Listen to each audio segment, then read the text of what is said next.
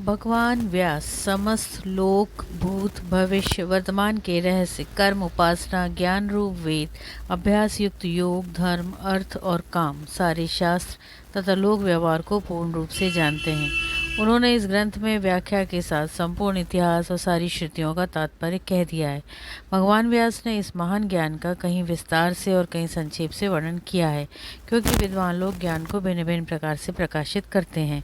उन्होंने तपस्या और ब्रह्मचर्य की शक्ति से वेदों का विभाजन करके इस ग्रंथ का निर्माण किया और सोचा कि इसे शिष्यों को किस प्रकार पढ़ना। भगवान व्यास का यह विचार जानकर स्वयं ब्रह्मा जी उनकी प्रसन्नता और लोक हित के लिए उनके पास आए। भगवान वेद व्यास उन्हें देखकर बहुत ही विस्मित हुए और मुनियों के साथ उठकर उन्हें हाथ जोड़कर प्रणाम किया तथा आसन पर बैठाया। स्वागत सत्कार करके ब्रह्मा जी को की आज्ञा से वे उनके पास बैठे। तब व्यास जी ने बड़ी प्रसन्नता से मुस्कुराते हुए कहा, भगवान, मैंने एक श्रेष्ठ काव्य की रचना की है। इसमें वैदिक और लौकिक सभी विषय हैं। इसमें वेदांग सहित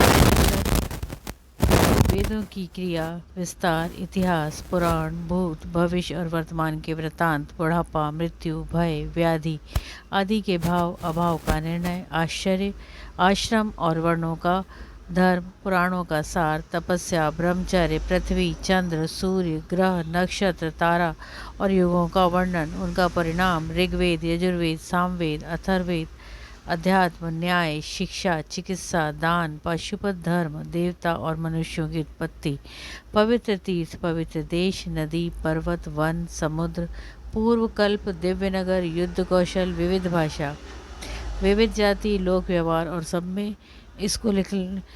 सब में व्याप्त परमात्मा का भी वर्णन किया है। परंतु पृथ्वी में इसको लिख लेने वाला कोई नहीं मिलता, यही एक चिंता का विषय है।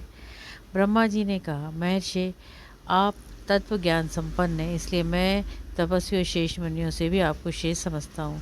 आप जन्म से ही अपनी वाणी के द्वारा सत्य और वेदांत का कथन करते हैं, इसलिए आपका अपने ग्रंथ को काव्य कहना सत्य होगा।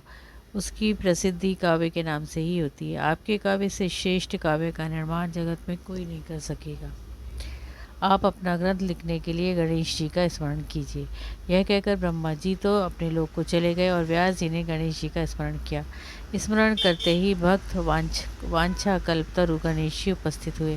व्यास जी ने पूजा करके उनसे बिठाया और प्रार्थना की, भगवान, मैंने मन ही मन महाभारत की रचना की है, मैं बोलता हूँ आप उसे लिखते जाइए। गणेश जी ने कहा, यदि मेरी कलम एक क्षण के लिए भी न रुके तो मैं लिखने का काम कर सकता हूँ। व्यास जी ने कहा, ठीक है, किंतु आप बिना समझे न लिखिएगा। गणेश जी ने कहा, तथास्तु कहकर लिखना स्वीकार कर लिया। भगवान व्यास ने कौतूहलवश कुछ ऐसे श्लोक बना दिए थे जो उस ग्रंथ की गांठ हैं।